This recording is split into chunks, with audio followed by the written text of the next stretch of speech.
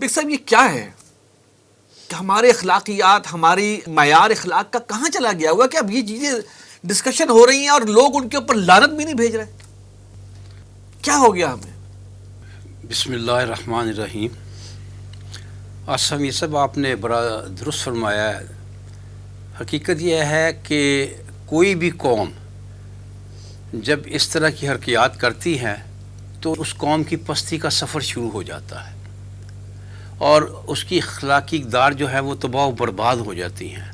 اور آپ دیکھیں دنیا میں جن اقوام پہ زوال آیا ان کا اخلاقی زوال پہلے آیا، معاشی زوال یا سیاسی زوال جو ہے وہ بعد میں آیا۔ پہلے اخلاقی زوال آیا، قومیں اخلاقی زوال سے تباہ ہوتی ہیں۔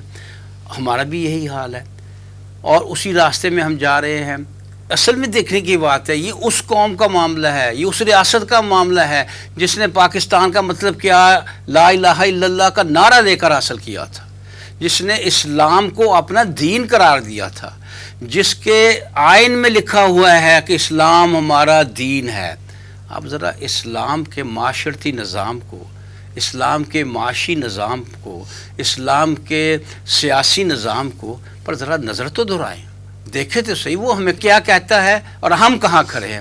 دیکھیں وہ کیا خوب بات کہی تھی برنارڈ شاہ نے، اگرچہ ہمارے لیے قابل شرم ہے، لیکن کہی تھی نا کہ اسلام دنیا کا بہترین مذہب ہے اور مسلمان دنیا کی بدترین قوم ہے۔ ایک عجیب بات تھی ظاہراً، اور وہی بات حقیقت ہے۔ حضور صلی اللہ علیہ وسلم کی بعثت سے پہلے جو معاشرہ تھا اس سے بھی شاید برا حال ہے اس وقت، جو صورتحال بنتی چلی جا رہی ہے کہ لوگوں کو نہ اپنے وعدے کا پاس ہے، نہ کسی کی امانت کا۔ جنہوں نے ووٹ بیچے ہیں در حقیقت انہوں نے امانت کسی کی بیچی ہے نا، انہوں نے کسی کا اعتماد بیچا ہے نا۔ وہ کسی نے کہا ہے جو فحشہ عورت اپنا جسم بیچتی ہے بہرحال اس کا اپنا تو ہوتا ہے نا، جتنا بڑا وہ گناہ کرتی ہے، جتنے بڑے گناہ کا وہ ارتکاب کرتی ہے بہرحال وہ جسم اس کا اپنا ہوتا ہے۔ اور دوسری طرف دیکھ لیجئے جو خریدار ہیں، حیرانی ہے کہ ایک چیز کو غیر قانونی، غیر آئینی، غیر اسلامی، غیر شرعی، غیر انسانی کر کے وہ لڑیاں ڈال لیں، ہم نے کمال کر دیا، ہم نے جیت گئے، ہم جیت گئے۔ کوئی انسانیت ہے؟ پستی کی بھی کوئی حد ہونی چاہیے۔ کس پستی میں ہم گر چکے ہیں۔ دیکھیے یہ جو قوموں کو ذلت و رسوائی کا سامنا کرنا پڑتا ہے، خدا کسی کا دشمن نہیں ہے، کسی کو زبردستی اس طرف نہیں دھکیلتا۔ جب آپ کے کردار اس نوعیت کا ہوگا، جب آپ یوں سامنے آئیں گے دنیا کے، تو پھر اس کا انجام یہی ہوگا جو آج ہم معاشی طور پر مفلوج ہیں، ہم سیاسی طور پر بیگانوں کا نظام چلا رہے ہیں اور معاشرتی طور پر تھوڑی سی باتیں بھی رہ گئی ہے، وہ اور ایک عورت مارچ اور ہو گئی تو وہ بھی چلتی بنے گی۔ تو یہ حال جب ہم پر ہر طرف سے زوال ہے، قحط کا شکار ہے ہم کردار کے حوالے سے۔ ہم کتنے سینسٹیو ہیں نبی اکرم صلی اللہ علیہ وسلم کی ناموس کے حوالے سے؟ اچھی بات ہے، بڑی ہونا اچھی چاہیے، بالکل ہونا چاہیے۔ لیکن ہم اپنے اعمال کے لحاظ سے جو حرکتیں کرتے ہیں وہ نبی اکرم صلی اللہ علیہ وسلم کے فرامین کی نافرمانی ہوتی ہے، اور جب کوئی شخص نافرمان ہوتا ہے تو وہ شخص گستاخ بھی ہوتا ہے۔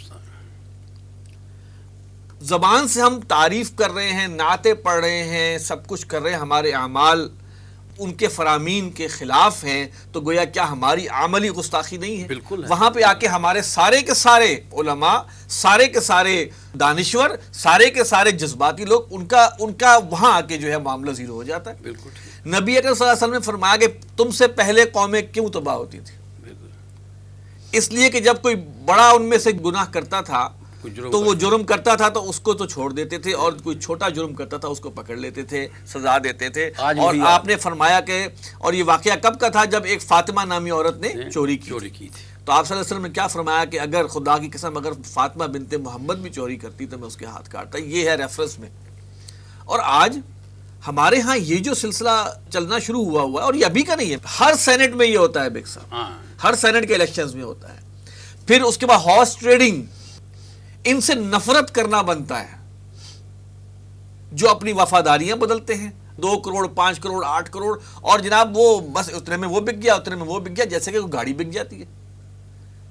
تو یہ ایک سب سے اہم بات آج میں سمجھتا ہوں ہماری گفتگو میں، جس میں ہم تھوڑی تفصیل میں بھی جائیں گے، کہ سب سے پہلی بات یہ ہے کہ ہم ہر اس شخص کو، ہر اس حکومت کو، ہر اس لیڈر کو تہہ دل سے کنڈیم کریں بالکل ٹھیک ہے، جو کسی نوع کی بھی بدعنوانی کرواتا ہے، کرتا ہے، یہ اس طرح کے گھوڑے خریدتا، گدھے خریدتا، پشت پناہی کرتا ہے، جانور خریدتا بیچتا ہے اسمبلیوں کے اندر، وہ لوگ بدترین لوگ ہیں، وہ ریاست پاکستان کے بدترین دشمن ہیں، وہ ہر پاکستانی کے مجرم ہیں، وہ لوگ، ان لوگوں سے نفرت کرنی چاہیے۔ عوام کے نمائندے ہیں لیکن عوام کے مجرم ہیں، خائن لوگ ہیں، خائن ہیں، انہوں نے خیانت کی ہے۔